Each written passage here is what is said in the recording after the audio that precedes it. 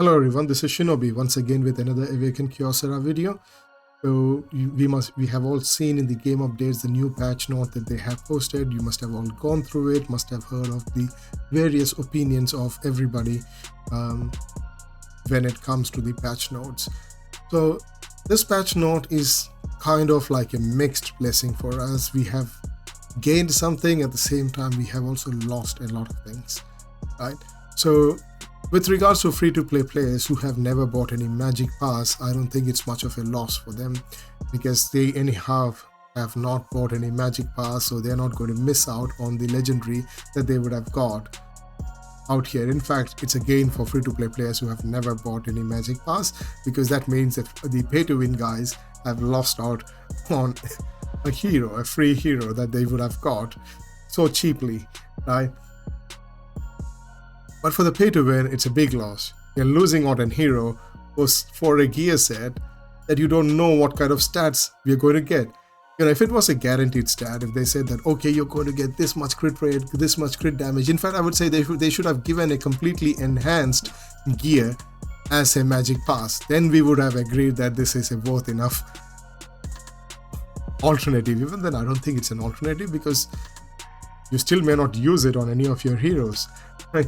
But imagine if they gave a fully geared up, possibly a Fable gear that has got, you know, an enhanced stat on it separately, then I could have said, yeah, this is a good enough gear.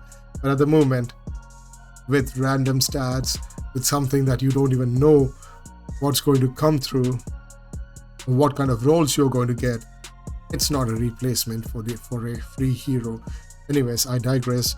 That's the first thing that I would like to say about the patch. So from this time on, they're going to alternate between a gear and a hero. So for 1 month you'll be getting a hero, and the next month you'll be getting a gear. But the point of the main point of emphasis would be the new heroes that come through. So the first one is obviously Hailsin, the other is Pluto. Okay, so let's quickly look at Pluto. I'm not going to, take a lot of your time, but just have a look at his basic skills. So his trade looks good. So he gives defense down 2. That's his trade. Okay, that's going to be really, really good.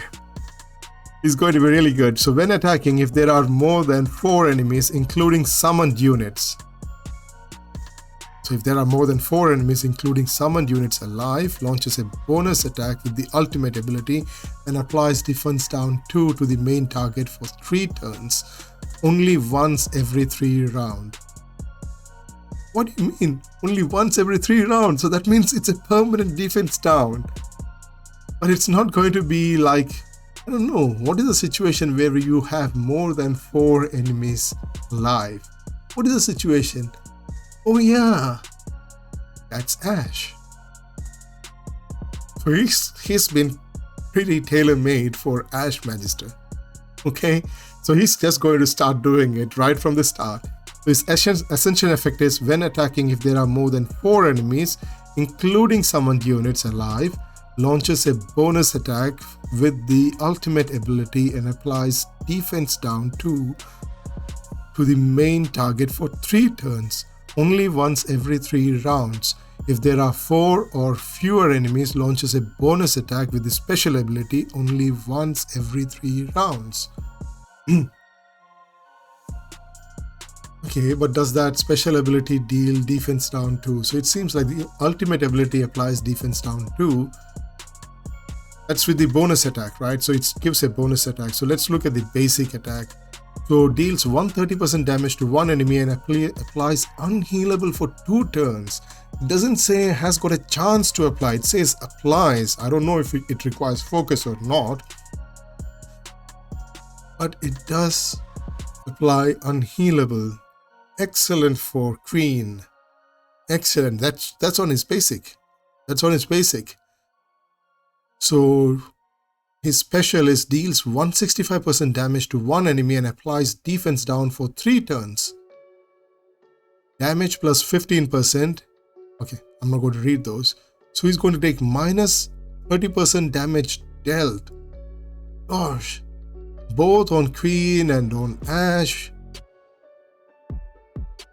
It's really good. On paper, it looks good, okay? On paper, I'm not talking, unless I actually test him, I cannot give my final verdict. That is if I get him. Okay, I'm not going to get him per se, but we'll look at it. So his ultimate deals 110% damage plus true damage equal to 10% of target's max health to all enemies. Damage scales with the number of enemies alive. This is a boss killer. It doesn't say does not affect boss. It does not say that. 10% of target's max HP to all enemies. Maybe it has been nerfed. Maybe max HP damage has been nerfed for all. But this one is similar to that of MSB. If you use MSB against bosses, you can also use this guy against bosses. And his damage scales with the number of enemies alive. So he's similar to that of MSB. You don't have to use MSB in Witch of the Wind now. You can use him. He's got more utility than MSB. This is awesome. This guy is awesome. I think like the skills from what is being read over here, this looks awesome. Please do not quote me separately later on saying, oh, this one is trash. I am not talking about whether he's useful in practice or not. I'm talking about what is written on paper. This guy is awesome when it comes to paper. Okay, when you read it on paper, he's good. I am at 8% pity. So I hope if I get enough Stardust, I got only 35 left. I think like if I get more Stardust, possibly I might pull him. We've got 2 weeks of time. I might get him. If I get him, I hope it's not Bachelorette. I hope it is not Vienna. I want to get Pluto. If I get him, I will build him. I'll showcase him to all of you. But until then, I can't say anything more. So the first hero is obviously really good. Looks good. I don't know how effective it will be. That will be based on tests. I'm getting him. I'll test him. If someone else gets him, they can test him and we can then update our tier list, our thoughts about it. But let's look at the other one as well, Tailsin. We haven't seen him, so Tailsin is over here. So just a quick look at his skills. So after each ability cast takes true damage equal to applies attack. So that's bleeding, obviously. So when an enemy with 2 or more attacks of bleeding casts ability, reduces the ultimate ability cooldown by 1 turn. Okay, so he has to first cast his ability, his bleeding on the enemy, and when they attack him, it reduces his ability cooldown by 1 turn. And when enemy with bleeding dies, deals the damage to all non-boss enemies and applies 1 stack of bleeding for 2 turns. Damage scales with the target's max HP. That is a different kind of bleeding mechanic. Oh gosh. But it's only dealt on non-boss enemies. That sucks. Why do they do that? Why, Ace? Why are you doing this? Why not do bosses as well? So if I'm destroying or killing off one of the minions of, say, Tulpa, or maybe Ash, or maybe, oh no, that's probably why they did not do it. Okay, because Ash has got so many of them, so if they die and they had bleeding, then that would deal a lot of damage on Ash. But still, why not? If Gangelo can be there, if you can have Gajar go and do that one-shot stuff on Gemini, why not this guy? Why not use the bleeding in such a way? I don't understand why Ace does that. But anyways, it will deal damage on non-boss enemies, as if that's going to matter.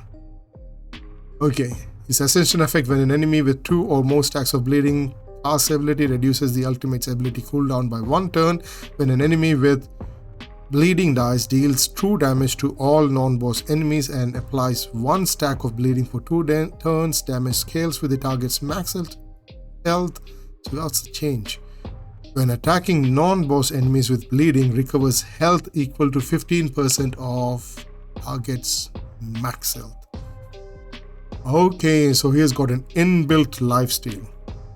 Okay, so when he attacks, but it's to non-boss enemies, okay? So it's not going to affect if he's attacking bosses. So after each ability cast, takes true damage equal to applies attack.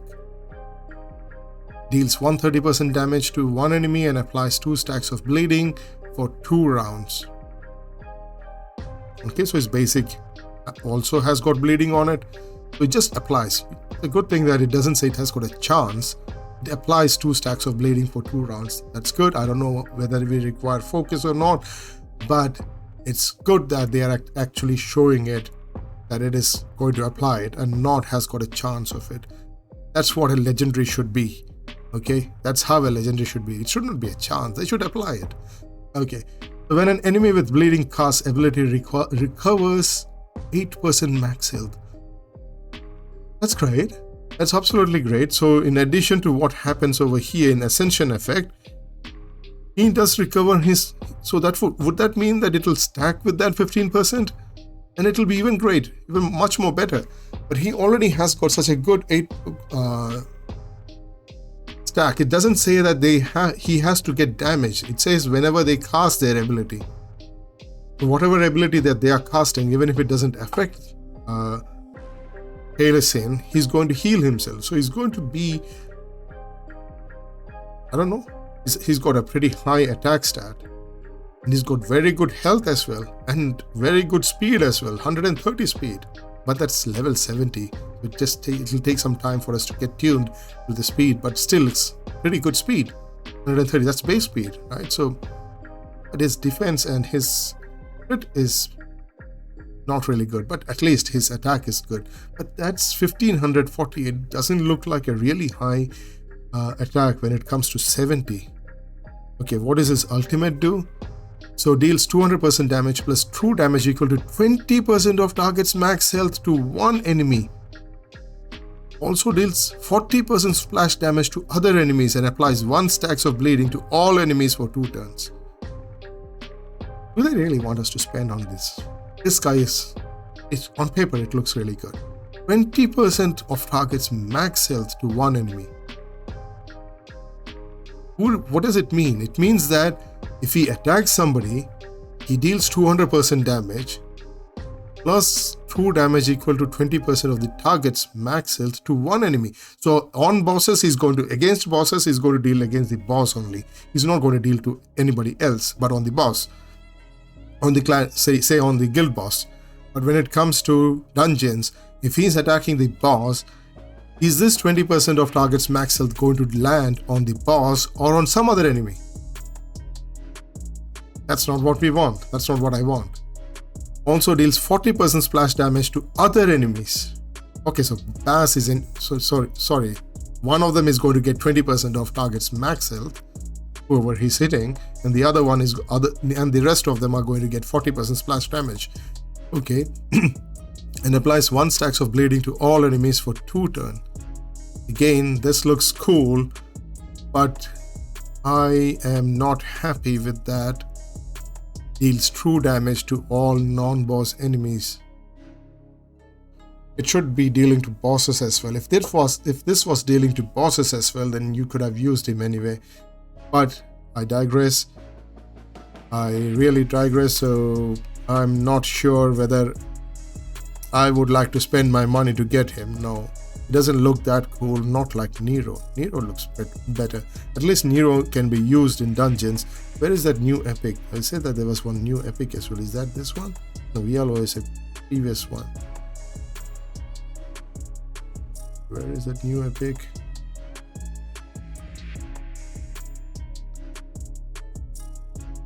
This is the new epic, Baki or Baki.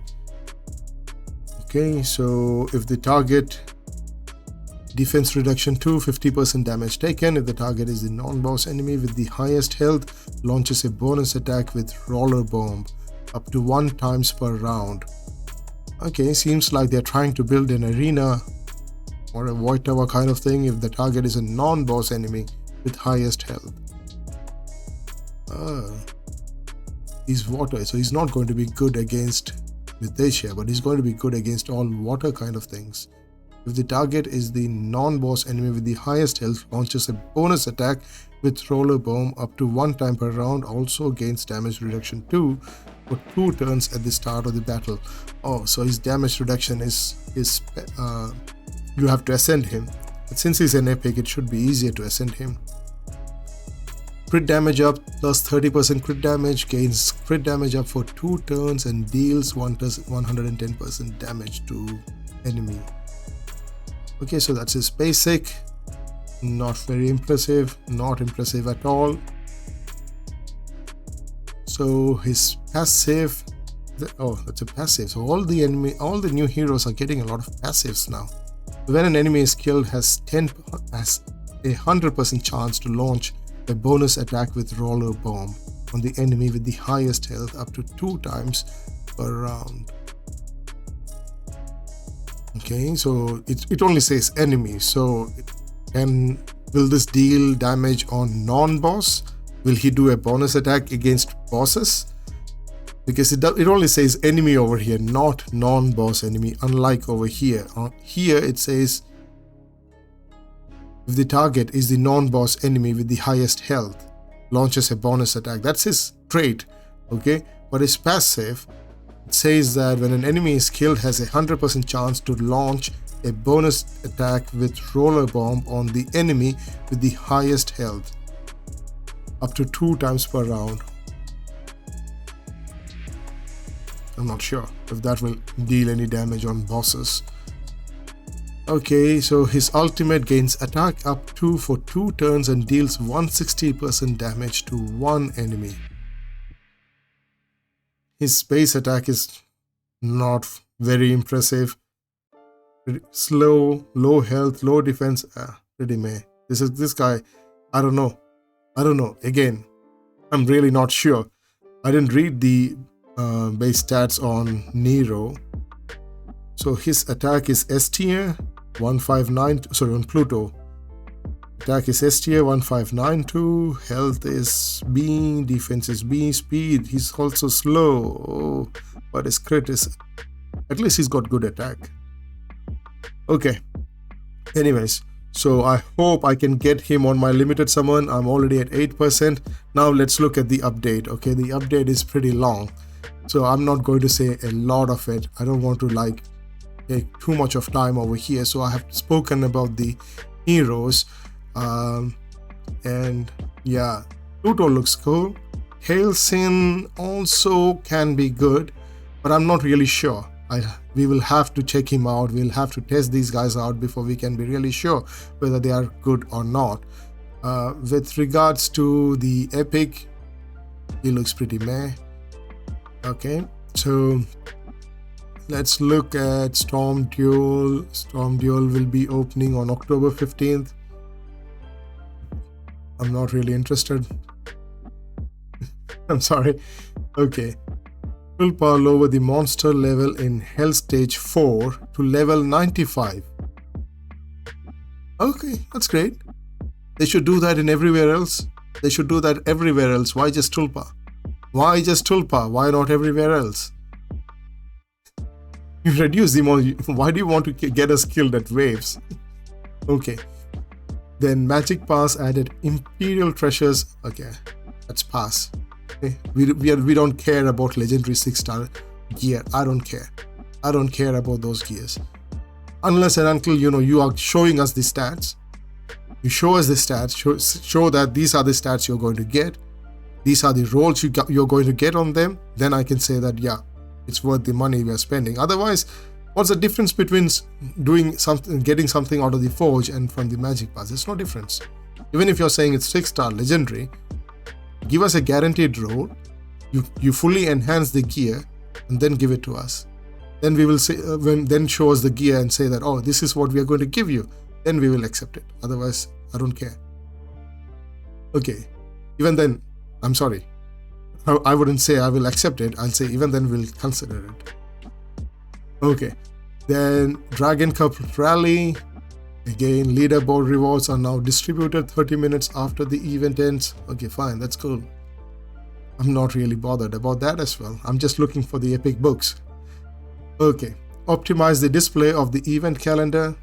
That's great. Nice to know that. Added a new feature that allows you to use specific item with one tap. I don't see the feature. Where is the multi-battle one? Okay. Adjusted the display of shop tabs, so some of them are now collapsed. Does it also show in the game the update notice?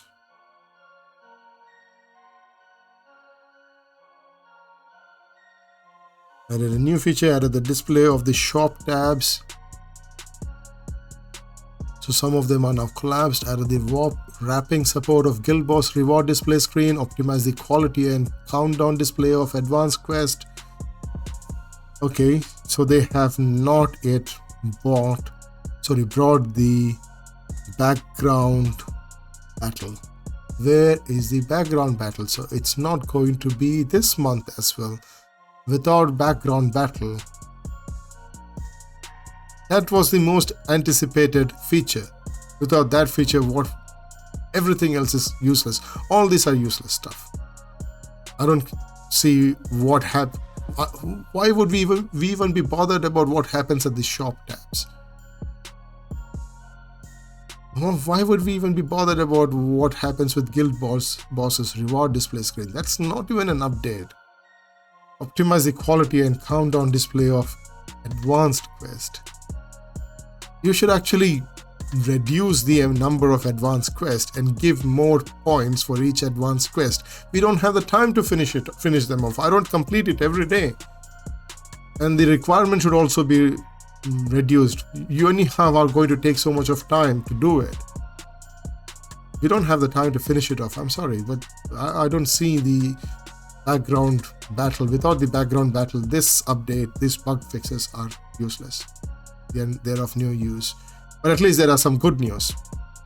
Okay, at least some good news. They have adjusted the mechanics of free-to-play champions. You have Tia, you have got where is it? Where is she?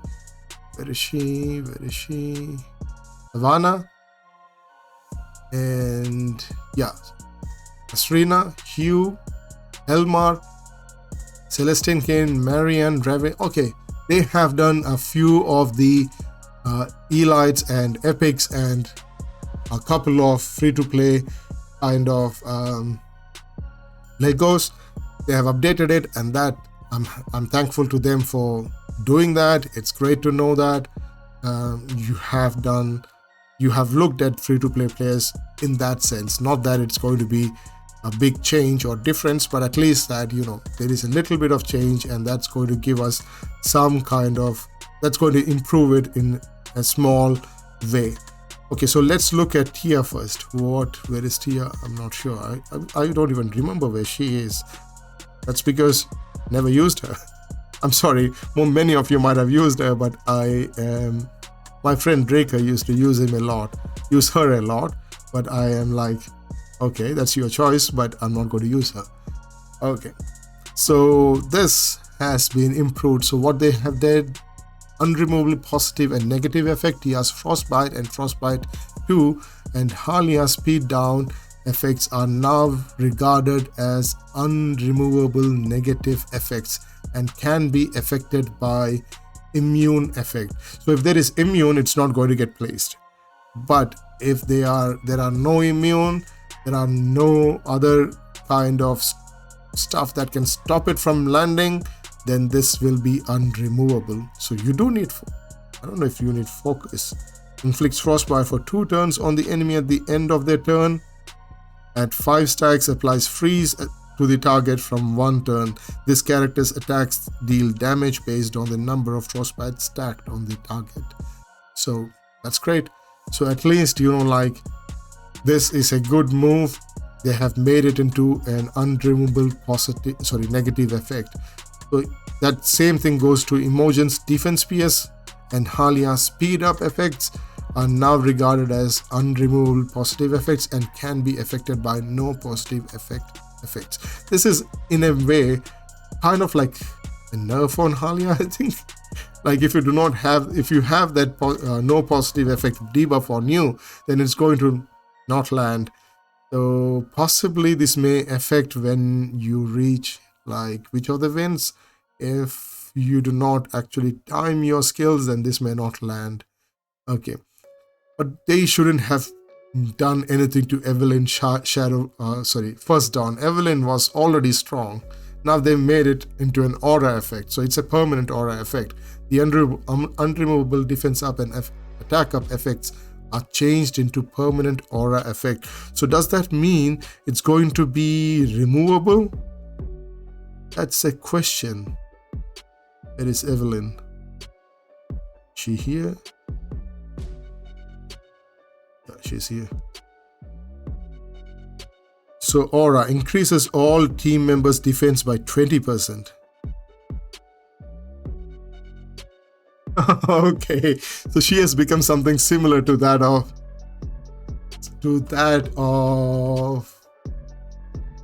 Akron.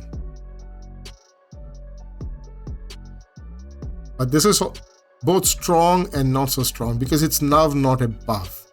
That means you cannot use that along with Natalia, right? Because it's not a buff. But at the same time, it's going to be permanent. So they are always going to get that 20% increased defense. But this is not a 60% increased defense. That's a nerf, I think. It's like pure nerf. Like, because what it matters is in Gemini Dragons, it's only like you require that buff for 2 turns, right? So let's look at Brand. Where is my Brand? Okay, he's here. So when he uses that, that's defense up 2. That's like 50% defense for 2 turns. So now in Gemini Dragon, you cannot use her because she's not going to give 50% defense up. She's only going to give 20% defense. Kind of a nerf. Kind of a mixed feeling about it. I don't know how effective that's going to be, but yeah, Evelyn has been nerfed, according to me. I don't have Evelyn, I haven't used her, so I really don't know. But her ultimate ability cooldown has been decreased to 4 turns, which is good. So Dark Dragon Estrina has been buffed, so she's going to be better. Going to be a pain in arena, was a pain in arena, now it's going to be more of a pain in arena. And as far as Nicholas is concerned, they have replaced the ultimate ability. Oh, I've got Nick. Yeah, I'm happy. At least one of my heroes have been buffed. I haven't built him properly, but I haven't yet used him. But what did they do with Nicholas? Replaced ultimate ability damage multiplier increased from 120% to 150%. Okay, 1, 2, 3. Where? Oh, so the multiplier has been increased. So deals 100% damage to all enemies and distributes 100% of this character's attack evenly to all team members for 1 turn.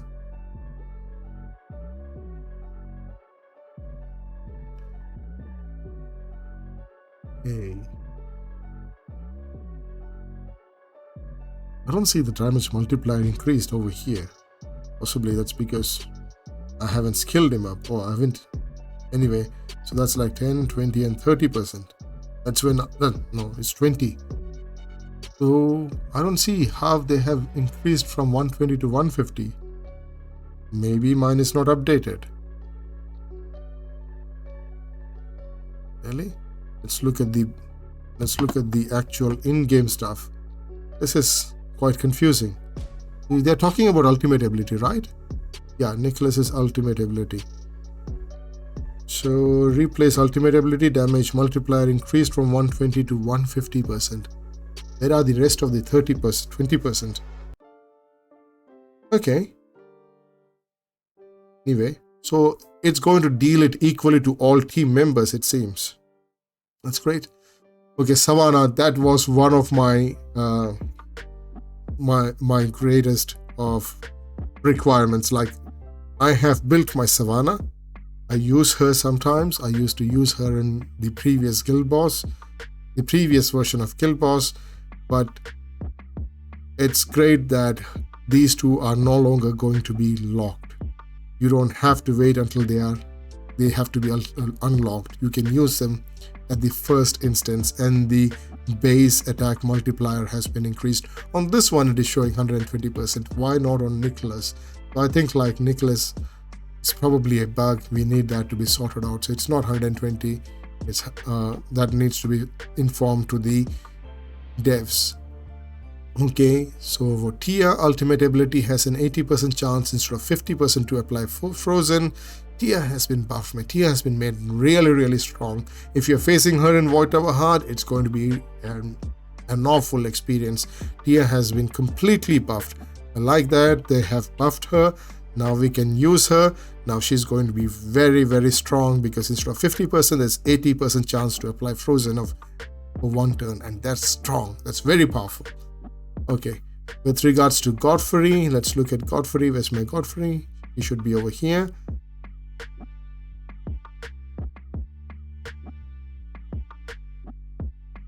Yeah, so before Ascension has 100% chance instead of 50%. Oh, his trade has got 100% chance.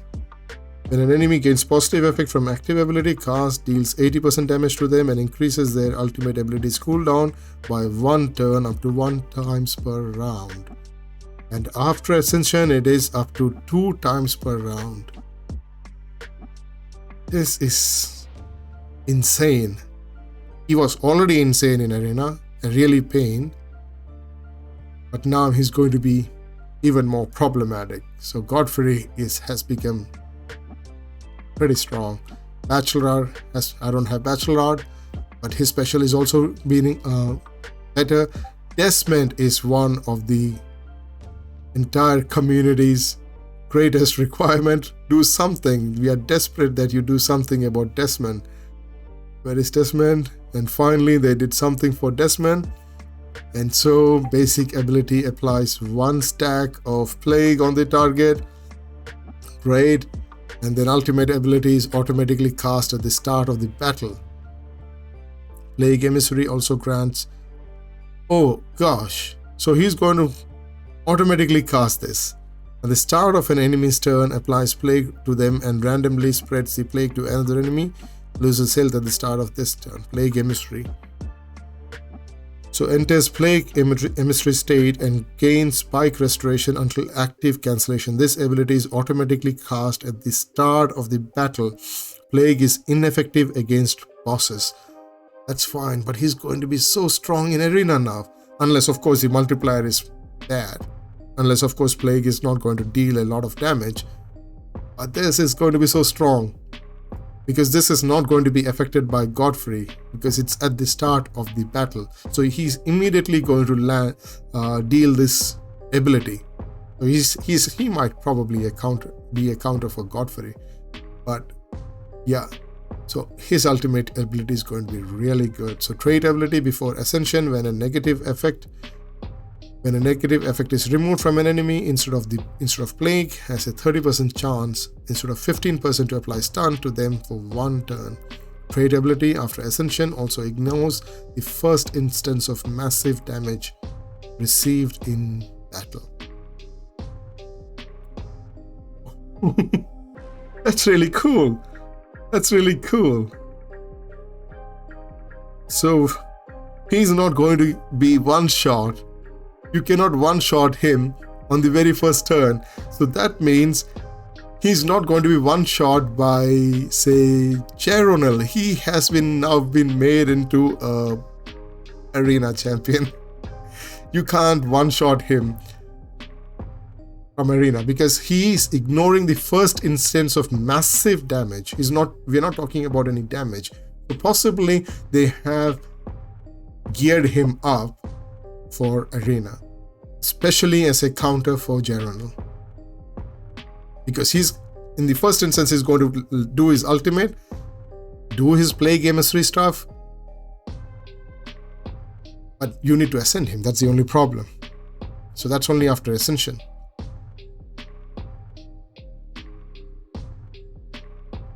Oh, but he also has got the ability to stun.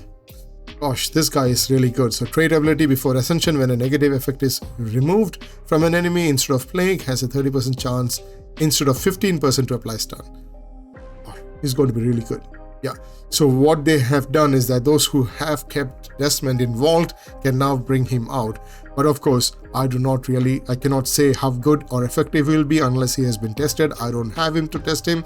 So those who have been able to test him will be able to say much better. So yeah, I've taken a lot of time. Thank you so much for listening to me.